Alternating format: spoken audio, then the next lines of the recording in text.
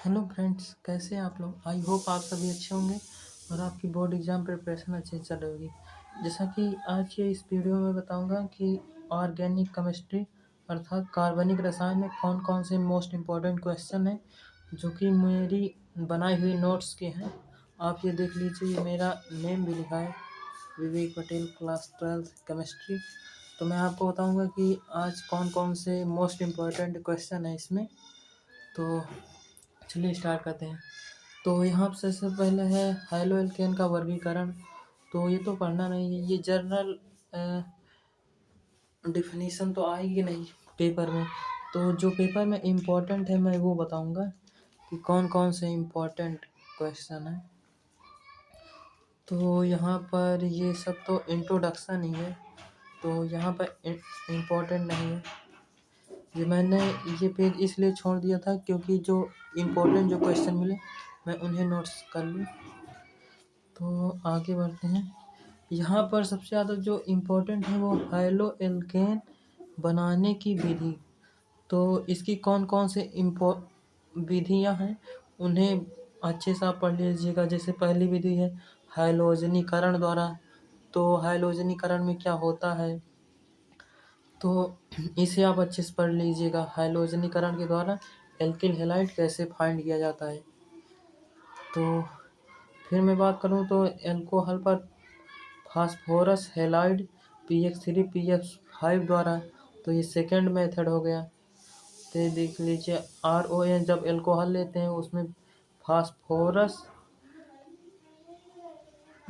Try halide लेते हैं, फिर क्या होता है, तो यहाँ पर एल्किल हैलाइड फाइन होता है। तो इसे आप अच्छे से पढ़ लीजिएगा, आप ये देख लीजिएगा एक एक पॉइंट। आप चाहें तो इसे स्क्रीनशॉट ले लीजिएगा अच्छे से। तो यहाँ फिर तीसरी विधि है एल्कोहल पर थायोनिल क्लोराइड द्वारा, ये थर्ड मेथड है। तो ये देखिए, तो जब एल्कोहल पर SOCl2 कराते हैं, SOCl2 के साथ रिएक्शन कराते हैं तो क्लोरो एल्केन प्राप्त होता है अर्थात एल्किल हैलाइड फाइंड होता है।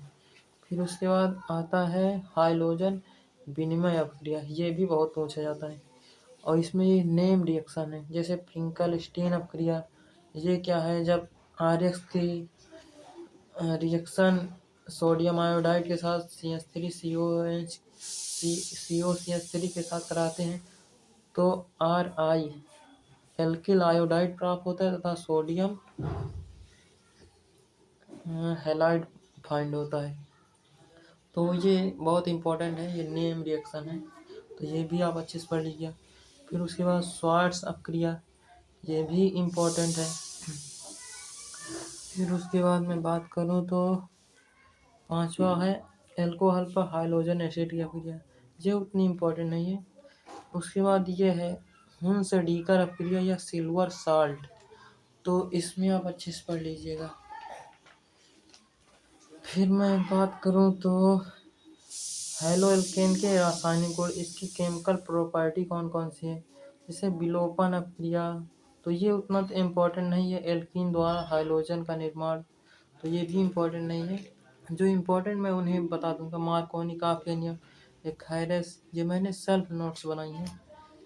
फिर उसके बाद आता है ये नाभिक स्नेही प्रतिस्थापन अपक्रिया, ये बहुत इम्पोर्टेंट है, तो आप इसे अच्छे से पढ़ लीजिएगा, ये अच्छे से देख लीजिएगा। वीडियो रोक के आप इसे अच्छे से स्क्रीनशॉट लेके पढ़ लीजिएगा या फिर आप अपने टीचर की नोट से पढ़ लीजिएगा। कुल मिला के ये इम्पोर्टेंट है, तो आप इसे अच्छे से प्रिपेयर कर लीजिएगा। बोर्ड के अकॉर्डिंग ये बहुत इम्पोर्टेंट है। फिर मैं बात करूँ तो उसके बाद है विलियम संश्लेषण ईथर विलियमसन ईथर संश्लेषण अपक्रिया, ये भी बहुत इम्पोर्टेंट है। जब एल्की हैलाइड की अपक्रिया सोडियम एल्कोक्साइड के साथ कराते हैं तो ROR ईथर फाइंड होता है तथा सोडियम हैलाइड फाइंड होता है, तो इसे आप अच्छे से पढ़ लीजिएगा। फिर मैं बात करूं तो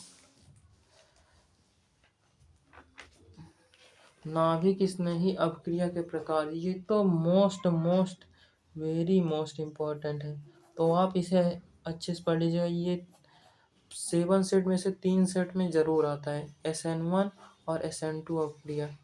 तो आप इसे अच्छे से पढ़ लीजिएगा। एक स्टेप वाइज यह अपक्रिया 2 पदों में संपूर्ण होती है। ऐसे इसमें कार्बोकैटायन बनता है। तो आप ऐसे देख लीजिए, इसका स्थान 3 डिग्री, 2 डिग्री, फिर 1 डिग्री होता है। तो आप ऐसे मैकेनिज्म जरूर लिखिएगा, अर्थात क्रिया विधि। तो क्रिया विधि के सही आप ये लिखिएगा तो अच्छे मार्क्स मिलते हैं, नहीं उतने अच्छे नहीं मार्क्स गेन होते हैं। फिर उसके बाद है SN2 अपक्रिया, ये भी इम्पोर्टेंट है, SN1 और SN2। फिर आता है धातु के साथ अपक्रिया। तो ये मैग्नीशियम के साथ नहीं पूछा जाता है, जो सोडियम के साथ होता है अपक्रिया वो जरूर पूछा जाता है, जैसे फ्रैंकलैंड अपक्रिया। हाँ, ये भी कभी पूछ लिया जाता है, ये इम्पोर्टेंट है। ये मैंने देखिए पहले से इम्पोर्टेंट लिखा था। फिर उसके बाद देखें तो सोडियम धातु के साथ अपक्रिया, वोल्टेज अपक्रिया। ये तो very very most important question है। 7 सेट में से 4 सेट में ज़रूर पूछा जाता है। तो आप इसे अच्छे से पढ़ लीजिएगा। फिर उसके बाद भौतिक गुण, ये फिजिकल प्रॉपर्टी नहीं पूछी जाती है। फिर यहाँ पर ये increasing of boiling point and melting point, क्वथनांक में का बढ़ता क्रम था, हिमांक का बढ़ता क्रम, ये भी पूछ लिया जाता है। तो आप इसे अच्छे से देख लीजिएगा। ये देखिए जो क्षेत्रफल एरिया के हिसाब से दिया जाता है, तो इसमें देखिए ये कौन सा किसका घनत्व और पृष्ठ क्षेत्रफल बढ़ने के साथ साथ कैसे क्वथनांक बढ़ता है, कैसे घटता है, तो ये आप देख लीजिएगा। ये 1 नंबर में ज़रूर पूछा जाता है। हैलो एल्केन के उपयोग, ये वैसे उतना नहीं पूछा जाता। RX का चयन, ये भी नहीं। फिर उसके बाद मैं देखूँ तो हैलो एरीन आता है। ये चैप्टर 1 ही का है, लेकिन मैंने इसे अपने हिसाब से पढ़ा है, तो यहाँ पर मैंने चैप्टर 2 लिखा है। तो यहाँ पर हैलो एरीन के वर्गीकरण, ये तो इंट्रोडक्शन ही है, तो आप इसे देख लीजिएगा, बस केवल समझने के लिए है। फिर उसके बाद इसमें जो इम्पोर्टेंट है वो कौन सा है, जैसे हैलो एरीन का नामकरण, तो हाँ ये इम्पोर्टेंट है लेकिन उतना नहीं है। देखिए मैं मोस्ट इम्पोर्टेंट क्वेश्चन को बताऊंगा, जैसे हैलो एरीन बनाने की विधि, हाँ ये सबसे ज़्यादा पूछा जाता है, ये मोस्ट इम्पोर्टेंट है। इसमें देखिए बेंजीन के हैलोजनीकरण द्वारा, ये भी इम्पोर्टेंट है। जब बेंजीन को X2 अर्थात हैलाइड के साथ ये टेम्परेचर अर्थात सूर्य का प्रकाश हो FeCl3, तो इसके साथ रिएक्शन कराते हैं तो हैलो एरीन फाइंड होता है। तो इसे आप अच्छे से देख लीजिएगा। फिर उसके बाद फास्फोरस पेंटा हैलाइड द्वारा, दूसरा वाला है। फिर उसके बाद है सैंडमायर अपक्रिया, ये तो वेरी वेरी इम्पोर्टेंट है, तो आप इसे अच्छे से पढ़ लीजिएगा। सैंडमायर अपक्रिया, ये सैंडमायर अपक्रिया है, ये तो वेरी वेरी मोस्ट इम्पोर्टेंट है, आप इसे छोड़िएगा मत। ये तो 7 सेट में से कहो 7 सेट में ही दे दे, सैंडमायर अपक्रिया, इसके बगैर तो पेपर होता ही नहीं। तो आप इसे अच्छे से पढ़ लीजिएगा, इसीलिए मैंने देखिए इसे 1 पेज में अच्छे से लिखा है, कैसे कैसे होता है, आप इसे अच्छे से देख लीजिए और अच्छे से प्रिपेयर कर लीजिए। यहाँ पर क्लोरोबेंजीन या ब्रोमोबेंजीन यही फाइंड होता है, तो इसे आप अच्छे से देख लीजिएगा। फिर उसके बाद मैं बात करूँ तो आता है हुंसडीकर अपक्रिया, हुंसडीकर के द्वारा, हुंसडीकर तो पहले चैप्टर में, ये उतना इम्पोर्टेंट नहीं है। रेसिंग विधि, ये भी उतना इम्पोर्टेंट नहीं है। गाटरमैन अपक्रिया, ये भी इम्पोर्टेंट नहीं है। बाल्जीमैन अपक्रिया, तो ये भी उतना इम्पोर्टेंट नहीं है। फिर हैलोएलेन के रासायनिक गुण, ये भी उतना नहीं पूछा जाता है। फिर नाभिक स्नेही प्रतिस्थापन अपक्रिया की क्रिया विधि, ये हैलोएरीन का है, तो हैलोएरीन का नहीं हैलोएल्केन का जरूर पूछा जाता है, तो आप इसे मत ज़्यादा पढ़िएगा। फिर डाफ प्रोसेस द्वारा, ये इंडस्ट्रियल के द्वारा वो फिनॉल फाइंड करना, अल्कोहल द्वारा प्रतिस्थापन अभिक्रिया। हाँ, तो आप इसे देख लीजिएगा ऊपर ऊपर, क्या पता कभी पूछ ही लेते हैं। जब क्लोरोबेंजीन की अपक्रिया द्वि अणु के NaOH के साथ कराते हैं तो अल्कोहल फाइंड होता है और उसमें HCl भी लिया जाता है। जैसे अब बेंजीन से बेंजीन डाइओजोनियम साल्ट क्लोराइड फाइंड करना है, तो ये उतना इम्पोर्टेंट नहीं है। देख लीजिए, मैंने अच्छे से नोट्स अपनी प्रिपेयर की थी, तो ये देखिए। फिर उसके बाद मैं बात करूँ तो ये हैलोएरिन के हाइलोजनीकरण, तो ये तो उतना इम्पोर्टेंट नहीं। फिर ये सल्फोनीकरण आता है, हाँ ये भी इम्पोर्टेंट है। फिर उसके बाद फीडल क्राफ्ट अपक्रिया, ये तो मोस्ट इम्पोर्टेंट है, आप इसे ज़रूर पढ़िएगा। फीडल क्राफ्ट अपक्रिया क्लोरोबेंजीन या ब्रोमोबेंजीन का, तो एक होता है एल्किलीकरण, एक होता है एसिलीकरण। तो ये एल्किलीकरण मैंने लिखी है, तो एल्किलीकरण आप अच्छे से पढ़ लीजिएगा कि जब क्लोरोबेंजीन के CH3Cl के साथ रिएक्शन कराते हैं तो क्या होता है, तो आप इसे अच्छे से पढ़ लीजिएगा। इसमें दो तत्व, दो एलिमेंट, दो कंपाउंड फाइंड होते हैं, तो इन्हें आप अच्छे से देख लीजिएगा। एक मेजर होता है, एक माइनर में होता है, अर्थात एक कम एक ज़्यादा में। देखिए यहाँ भी दो फाइंड हुए हैं, एक ये CH3Cl एक आर्थो पे लगा है और एक पैरा पर लगा हुआ है CH3, तो इसे आप अच्छे से देख लीजिएगा। फिर उसके बाद है फ्रीडल क्राफ्ट एल्किलीकरण एसिलीकरण, तो इसमें आप देख लीजिएगा जब क्लोरोबेंजीन की अपक्रिया CH3COCl के साथ कराते हैं तो क्या होता है, क्या फाइंड होता है। इसमें मेजर कौन सा है, माइनर कौन सा है, क्योंकि दो कंपाउंड फाइंड होते हैं। फिर उसके बाद आता है धातु के साथ अपक्रिया, फिटिंग अपक्रिया, यह तो मोस्ट इम्पोर्टेंट है, तो आप इसे अच्छे से पढ़ लीजिएगा। फिर वर्ड से फिटिंग अपक्रिया, ये भी इम्पोर्टेंट, हम इन दोनों में कंफ्यूज जरूर हो जाते हैं। इसमें देखिए दो क्लोरोबेंजीन लेंगे और दो सोडियम के अणु लेके तो डाइफेनिल फाइंड होता है, जबकि ओल्ड सेप्टेटिंग में क्या होता है, जब क्लोरोबेंजीन और दो अणु सोडियम अणु लिए जाते हैं और प्लस CH3Cl भी लिया जाता है और ROR के साथ गर्म करते हैं अर्थात ईथर के साथ, तो हमें CH3 टॉलुइन फाइंड होता है, तो आप इसे अच्छे से उलमैन अपक्रिया लिथियम के साथ, ये तो उतना इम्पोर्टेंट नहीं है। फिर उसके बाद पॉलीहाइड्रोजन यौगिक, तो ये भी उतना इम्पोर्टेंट नहीं है, जो इम्पोर्टेंट मैं आप उन्हें बता दूंगा। हैलोएरिन के भौतिक गुण, ये देख लीजिएगा कि क्वथनांक तथा गलनांक का बढ़ता क्रम, तो आप इसे अच्छे से प्रिपेयर कर लीजिएगा। भौतिक गुण वैसे पूछता नहीं है, लेकिन भौतिक गुण में यही क्वथनांक और या फिर गलनांक का बढ़ता या घटता क्रम ये जरूर पूछ लेते हैं, तो आप इसे अच्छे से प्रिपेयर कर लीजिएगा।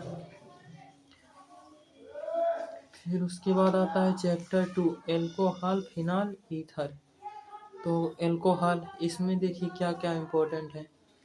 इसमें एल्कोहल का वर्गीकरण, हाँ ये जरूर पूछा जाता है। जैसे एल्किल एल्कोहल, तो sp3OH, तो ये उतना इम्पोर्टेंट नहीं है। इसमें उसकी डिग्री जरूर पूछी जाती है कि 1 डिग्री प्राथमिक एल्कोहल, द्वितीयक एल्कोहल, ये जरूर पूछा जाता है।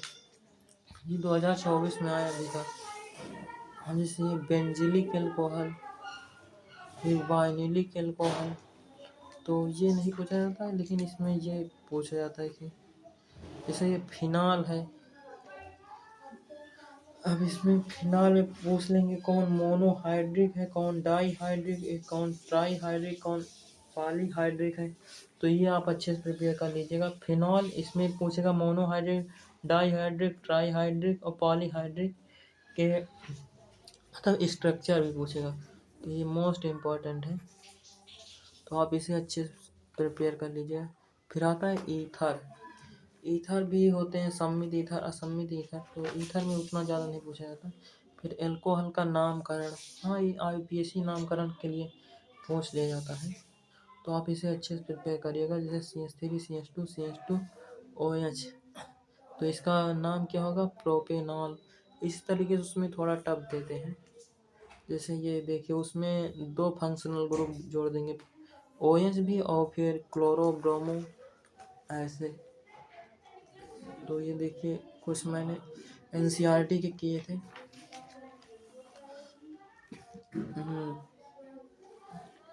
फिर ये देखिए फिनाल का IUPAC नामकरण। तो फिनाल का IUPAC नामकरण कैसे कैसे होता है तो इसे देख लीजिएगा। ये उतना इम्पोर्टेंट नहीं है लेकिन आप एक बार देख लीजिए, क्योंकि पेपर में आ जाता है। तो हम किस प्रकार से उसे अच्छे से करें, तो इसके लिए हमें ज़्यादा ज्ञान होना चाहिए, तभी हम कर पाएंगे। फिर उसके बाद ईथर आ जाता है।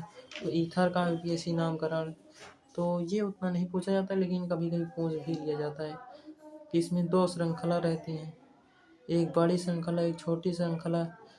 तो किसमें ऑक्सी लगता है किसमें ऑक्सी नहीं लगता है, तो आप इसे अच्छे से देख लीजिएगा। जैसे जो छोटी होती है उसमें ऑक्सी लग जाता है। जैसे यहाँ देखिए मेथ एथ, तो यहाँ हो जाएगा एथॉक्सी, यहाँ मेथ एथ प्रोप, तो इसे कहेंगे प्रोपेन, क्योंकि इसमें सिंगल सिंगल बॉन्ड है। तो इस तरीके से इसका नामकरण हो जाता है ROR का। फिर उसके बाद एल्कोहल बनाने की विधि, एक होता है एल्कीन से। हाँ ये जरूर पूछता है, सभी के प्रिपरेशन मेथड जरूर पता होने चाहिए, तो ये मोस्ट इम्पोर्टेंट है। और कम से कम 5 तो जरूर पता होने चाहिए, कम से कम 5 जरूर। जैसे एल्कीन से, अब एल्कीन से कैसे कैसे फाइंड होता है, तो ये आप इसे देख लीजिएगा। और मैकेनिज्म जरूर लिखिएगा, क्योंकि इससे एग्जामिनर को एक अलग ही इफेक्ट पड़ता है। और हम जल्दी जल्दी में करते क्या, बस केवल ऐसे ही लिख लेते हैं और ऐसे ही चले आते हैं। तो आप इसका मैकेनिज्म जरूर लिखिएगा। फिर उसके बाद है कार्बोनिल यौगिकों से एल्डिहाइड एवं कीटोन द्वारा, तो ये आप अच्छे से प्रिपेयर कर लीजिएगा, by reducing aldehyde and ketone. फिर मैं उसके बाद बात करूं तो कार्बोक्सिलिक एवं एस्टर के अपचयन द्वारा, तो ये आप इसे अच्छे से देख लीजिए और अच्छे से प्रिपेयर कर लीजिएगा। ये तीसरा वाला है। फिर उसके बाद मैं बात करूं तो ग्रिगनार्ड अभिकर्मक द्वारा, ये पेपर में ज़रूर आता है कि अल्कोहल बनाने की विधियाँ, तो ग्रिगनार्ड अभिकर्मक से कैसे बनाते हैं, RMGX से। तो ये देखिए इसमें यौगो उत्पाद बनता है और फिर ऐसे फाइंड होता है अल्कोहल। देखिए इसका बहुत बड़ा मैंने लिखा था और ये पेपर में आया भी था, तो आप भी ऐसे अच्छे से प्रिपेयर कर लीजिएगा। फिर आता है अल्कोहल के रासायनिक गुण। रासायनिक गुण में जैसे हाइड्रोजन हैलाइड के द्वारा रिएक्शन कराते हैं तो क्या फाइंड होता है, एल्किल हैलाइड फाइंड होता है। फिर उसके बाद मैं बात करूँ तो आ जाता है अल्कोहल का निर्जलीकरण। इसका जब निर्जलीकरण अर्थात इसमें से जब वाटर निकालते हैं तो क्या होता है, तो ये एल्कीन फाइंड होता है, क्योंकि जब एल्कीन में हम वाटर ऐड करते हैं तो हमें अल्कोहल फाइंड होता है, तो इसी का जस्ट अपोजिट है। अब देखिए फिर उसके बाद कौन कौन से इम्पोर्टेंट हैं। फिर जैसे अब अल्कोहल का ऑक्सीकरण, ये देख लीजिए, तो ये उतना ज़्यादा इम्पोर्टेंट नहीं है। अल्कोहल का ऑक्सीकरण, सॉरी ये इम्पोर्टेंट है क्योंकि जब अल्कोहल का ऑक्सीकरण कराते हैं तो हमें कीटोन फाइंड होता है, तो ये आप अच्छे से देख लीजिएगा। CH3 एसिटाल्डिहाइड, जब ऐसे कराते हैं प्राथमिक अल्कोहल तो एल्डिहाइड फाइंड होता है, लेकिन जब सेकेंडरी अल्कोहल का कराते हैं तो हमें एसीटोन अर्थात कीटोन फाइंड होता है। तो ये आप अच्छे देख लीजिएगा, ध्यान दीजिएगा। फिर बेंजीन डाइअज़ोनियम क्लोराइड के साथ रिएक्शन कराते हैं तो क्या होता है, ये भी इम्पोर्टेंट है। बेंजीन सल्फोनिक अम्ल द्वारा, फिर ये क्लोरोबेंजीन और NOH की रिएक्शन कराते हैं तो क्या होता है। फिर ये क्यूमीन से, ये बहुत इम्पोर्टेंट है, तो ये क्यूमीन वाला आप देख लीजिएगा, ये इंडस्ट्रियल मेथड है, तो इसे आप अच्छे से देख लीजिएगा। ये मैंने लिखा है क्यूमीन क्या है, तो ये आप अच्छे से देख लीजिएगा यहाँ पर OS पांडवा। फिर ईथर बनाने की विधि, एल्कोहल का निर्जलीकरण द्वारा। फिर उसके बाद कौन सा है, विलियमसन संश्लेषण विधि द्वारा। तो ये आप अच्छे से देख लीजिएगा। फिर ईथर के रासायनिक गुण, ईथर का उतना नहीं पूछता है, आप एल्कोहल का अच्छे से प्रिपेयर कर लीजिएगा बस। फिर उसके बाद मैं बात करूँ तो फ्रीडल क्राफ्ट अपक्रिया, तो ये ईथर का उतना ज़्यादा इम्पोर्टेंट नहीं है, जो इम्पोर्टेंट है मैं उन्हें बता दूंगा। फिर उसके बाद फिनाल का जिंक के साथ, ये ज़रूर पूछा जाता है, तो आप इसे अच्छे से प्रिपेयर कर लीजिएगा, ये मोस्ट इम्पोर्टेंट है। फिर मैं बात करूँ तो फिनाल का हाइलोजन, हाँ ये भी पूछ लिया जाता है। जैसे ये कोल्बे अपक्रिया, इसके बगैर तो पेपर होता ही नहीं, ये वेरी वेरी मोस्ट इम्पोर्टेंट है। आप इसे मेरे नेक्स्ट एक मैंने वीडियो बनाई है, आप उसमें देखिएगा, मैंने कोल्बे अपक्रिया के बारे में बताया है, तो आप चाहे तो आप देख लीजिएगा। फिर यहाँ पर मैं बात करूँ तो राइमर टीबन अपक्रिया, तो ये आप पहले कोल्बे अपक्रिया अच्छे से देख लीजिए कैसे क्या होता है। फिर उसके बाद मैं बात करूँ तो राइमर टीबन अपक्रिया, ये वेरी वेरी मोस्ट इम्पोर्टेंट है, तो आप इसे अच्छे से प्रिपेयर कर लीजिएगा, इसके बगैर पेपर ही नहीं होता। आप मॉडल पेपर में भी देखेंगे तो ये क्वेश्चन गिवन है।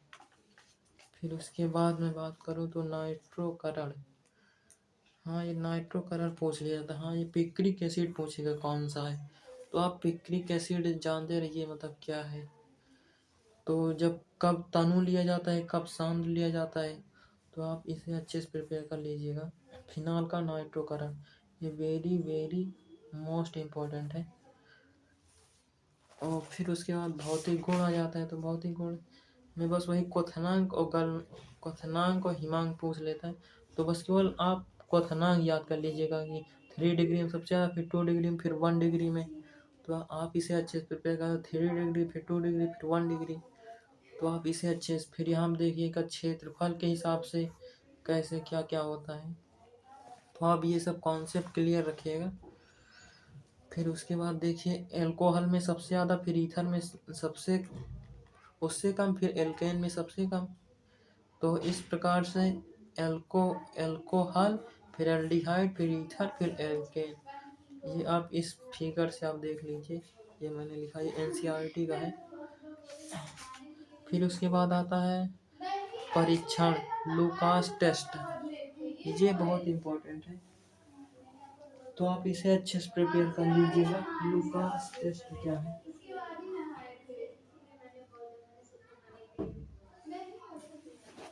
फिर उसके बाद मैं बात करूँ तो लूकास टेस्ट में क्या लिया जाता है, जैसे HCl और ZnCl2 लिया जाता है, ये आप अच्छे से प्रिपेयर। डाइक्रोमेट परीक्षण उतना नहीं पूछता। फिर आता है एमीन, तो एमीन में पूछता है फिनाल का उपयोग, ये उतना नहीं पूछा जाता है, जो इम्पोर्टेंट मैं उन्हें बता दे रहा हूँ। प्रिपरेशन मेथड तो आप अच्छे से पढ़िएगा, और फिर केमिकल रिएक्शन, रासायनिक गुण, एमीन में आप ये देखिए इंट्रोडक्शन ये है, फिर ये वर्गीकरण है, क्लासिफिकेशन, फिर नोमेनक्लेचर, ये नामकरण पूछता है कि एमीन का नामकरण में कुछ दे देगा, जैसे CH3N के ऊपर CH3N डाई मेथिल एमीन, तो ये आप इसे अच्छे से देख लीजिएगा, नामकरण वाली NCERT वाली बुक से आप प्रैक्टिस कर लीजिएगा, अगर हो आपके पास तो, अगर नहीं है तो अनसॉल्व से ही कर लीजिएगा, लेकिन नामकरण की प्रैक्टिस ज़रूर कर लीजिएगा। फिर आता है एमीन बनाने की विधि, ये तो वेरी वेरी मोस्ट इम्पोर्टेंट है, तो ये आप अच्छे से करिएगा। जैसे एल्कीन बनाने के अपचयन द्वारा कम से कम 5 जरूर आपको पता होनी चाहिए, सभी के 5 विधि जरूर पता होनी चाहिए। जैसे नाइट्रो यौगिकों का अपचयन, तो नाइट्रो यौगिकों का जब अपचयन कराते हैं तो हमें एमीन फाइंड होता है। फिर उसके बाद एमाइड का अपचयन, फिर नाइट्राइल RCN के अपचयन द्वारा, तो ये आप अच्छे से प्रिपेयर कर लीजिएगा। फिर उसके बाद मेंडी सबचेन, ये एक रिएक्शन है जब RCN का अपचयन C2H5 OH के साथ कराते हैं तो क्या हमें फाइंड होता है, एमीन फाइंड होता है। फिर एल्कीन हैलाइड का अमोनिया अपघटन, तो इसे आप अच्छे से देख लीजिएगा। फिर उसके बाद मैं बात करूँ तो हाफमैन ब्रोमामाइड, ये बहुत इम्पोर्टेंट रिएक्शन है, ये वेरी वेरी मोस्ट इम्पोर्टेंट। इसके बगैर तो पेपर होता ही नहीं। आप देखिएगा पेपर आइएगा मिलाइएगा, इसके बगैर पेपर होगा ही नहीं। तो आप इसे अच्छे से प्रिपेयर कर लीजिएगा। फिर उसके बाद है गैब्रियल थाइलामाइड संश्लेषण अपक्रिया, तो इसे आप अच्छे से प्रिपेयर कर लीजिएगा, ये भी मोस्ट इम्पोर्टेंट है गैब्रियल थाइलामाइड। तो ये देखिए मतलब ये कैसे कैसे होता है, इसे आप अच्छे से प्रिपेयर कर लीजिएगा। फिर उसके बाद आता है एमीन के रासायनिक गुण। मैंने 5 से ज़्यादा ही आपको विधियाँ बता दी, लेकिन आप 5 कम से कम तैयार कर लीजिएगा बस। फिर एमीन के रासायनिक गुण, एमीन का क्षारीय गुण कैसा होता है, गैसीय अवस्था में क्या होता है, क्षारीय अवस्था में एलिफैटिक सबसे ज़्यादा होता है, एरोमेटिक कम क्षारीय होता है, गैसीय अवस्था में एमीन का क्षारीय प्रकृति। तो जलीय अवस्था में फिर पूछ लेता है तो क्षारीय अवस्था में सबसे ज़्यादा 3 डिग्री, फिर 2 डिग्री, फिर 1 डिग्री का होता है। ये इंक्रीजिंग ऑर्डर है ऑफ बेसिसिटी अर्थात क्षारीय गुण। फिर ये देखिए जलीय प्रकृति में हमेशा 2 डिग्री होता है, फिर 1 डिग्री, फिर 3 डिग्री। फिर एसाइलीकरण अपक्रिया, इसे आप देख लीजिएगा, एसाइलीकरण ये वैसे इम्पोर्टेंट नहीं है। फिर ये पूछ लेता है कार्बिल एमीन अपक्रिया, ये very very very most important. मैं जितनी बार कहूँ ये उतना ही कम है, तो आप इसे अच्छे से प्रिपेयर कर लीजिएगा। ये बस केवल ऐसे ही रिएक्शन है। इसमें RNC, इसमें प्रोडक्ट पूछता है कौन सा फाइंड होता है, एल्किल आइसोसाइनाइड फाइंड होता है, तो आप इसे अच्छे से देख लीजिएगा। फिर उसके बाद आता है नाइट्रस अम्ल अपक्रिया, फिर इलेक्ट्रॉनिक प्रतिस्थापन अपक्रिया, तो ये उतना इम्पोर्टेंट नहीं है। रेजोनेंस ऑफ बेंजीन, बेंजीन का हाइड्रोजनीकरण, तो ये उतना नहीं है इम्पोर्टेंट। हाँ ये पूछ लेता है नाइट्रीकरण, इसे आप अच्छे से पढ़ के जाइएगा, नाइट्रीकरण ये अच्छे से प्रिपेयर होना चाहिए। फिर उसके बाद आता है सल्फोनेशन, सल्फोनीकरण, एमीन का सल्फोनीकरण। फिर उसके बाद आता है हिंसबर्ग परीक्षण, ये आप जरूर पढ़िएगा, जरूर से जरूर, वेरी वेरी मोस्ट इम्पोर्टेंट। इसे आप अच्छे से पढ़ के जाइए, देखिएगा आपके पेपर में जरूर आएगा। प्राथमिक एमीन के लिए क्या होता है, सेकेंडरी एमीन के लिए, टर्सरी एमीन के लिए। टर्सरी एमीन में हाइड्रोजन होता ही नहीं, तो उसमें रिएक्शन नहीं होती है, तो प्राथमिक और द्वितीयक में होता है बस। फिर उसके बाद मैं बात करूँ तो नेक्स्ट चैप्टर है जैव अणु। तो जैव अणु में कौन कौन से देखिए इम्पोर्टेंट टॉपिक है, तो ये तो इंट्रोडक्शन है, ये चैप्टर में बहुत कम पूछा जाता है। फिर उसके बाद मैं बात करूँ तो ग्लूकोज, कार्बोहाइड्रेट का वर्गीकरण। फिर यहाँ पर शर्करा से क्वेश्चन पूछ लेता है कि सुक्रोज क्या है, तो 1 नंबर में आपको बताना रहेगा, सुक्रोज एक प्रकार की शर्करा है। फिर आता है मतलब इनका वर्गीकरण कैसे किया गया है, तो वो मोनोसैकेराइड, और ये मोनोसैकेराइड में एग्जाम्पल पूछ लेते हैं ग्लूकोज, फ्रक्टोज, राइबोज, तो इन्हें आप अच्छे से प्रिपेयर कर लीजिएगा। फिर उसके बाद है ओलिगोसैकेराइड, तो आप इसे अच्छे से देख लीजिएगा, इसके एग्जाम्पल देखिएगा बस, इसकी परिभाषा नहीं, इसके बस केवल एग्जाम्पल कौन कौन से हैं, तो एग्जाम्पल आप। फिर इसके बाद आता है पॉलीसैकेराइड, तो आप इसके भी एग्जाम्पल अच्छे से देख लीजिएगा।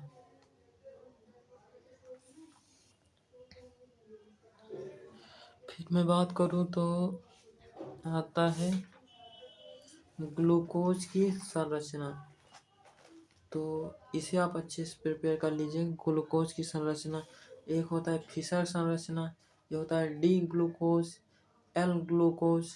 तो आप इसे अच्छे से देख लीजिएगा। ये पूछता है संरचना, ये वो जो आपको बताएं वो फिशर संरचना थी, ये हवा संरचना है। तो इसमें आप अच्छे से देख लीजिए कैसे कैसे क्या क्या होता है। तो इसमें देखिए alpha D glucose, alpha D glucopyranose, फिर उसके बाद बीटा डी ग्लूकोपाइरेनोज। इसमें देखिए डिफरेंस क्या होता है। इसमें देखिए अल्फा डी ग्लूकोज में OH नीचे रहता है और इसमें OH ऊपर रहता है। बस यही डिफरेंस है और कुछ नहीं है। और फिर इसमें पूछ लेता है कि कौन सा स्थायी है कौन सा अस्थायी है। तो स्टेरिक हिंड्रेंस के कारण अल्फा डी ग्लूकोज पायरेनोज अस्थायी है तथा बीटा डी ग्लूकोपाइरेनोज स्थायी है। बस ये क्वेश्चन एक पूछ लेता है। फिर ग्लूकोज की चक्रीय संरचना, ग्लूकोज की हार्वर्ड संरचना, C6H12O6 की प्राप्ति। अब देखिए ग्लूकोज बनाने की विधि, ग्लूकोज कैसे प्रिपेयर किया जाता है। तो सुक्रोज से C12H22O11 में जब हम H2O ऐड करते हैं तो ग्लूकोज तथा फ्रक्टोज दोनों फाइंड होता है। तो ये पहली विधि है। फिर उसके बाद सेकंड विधि आ जाती है स्टार्च से। स्टार्च का फार्मूला होता है C6H12O5N। तो ये देख लीजिए जब स्टार्च में वाटर ऐड करते हैं और इसे हीट करते हैं तो ग्लूकोज हमें फाइंड होता है। फिर ग्लूकोज की खुली संरचना, ये देख लीजिए इसमें कुछ रिएक्शन पूछी जाती है। जब HI के साथ रिएक्शन कराते हैं तो क्या होता है, N हेक्सेन फाइंड होता है। फिर उसके बाद कहते हैं हाइड्रॉक्सिल एमीन के साथ जब रिएक्शन कराया जाता है तो क्या होता है। इसे आप अच्छे से देख लीजिएगा, ये very very very most important है। तो इसे आप अच्छे से देख लीजिएगा। फिर उसके बाद है एल्डिहाइड समूह की उपस्थिति। तो एल्डिहाइड समूह की उपस्थिति के लिए हम क्या कराते हैं, Br2 ब्रोमीन वाटर से रिएक्शन कराते हैं तो हमें COH CHOH gluconic acid find होता है।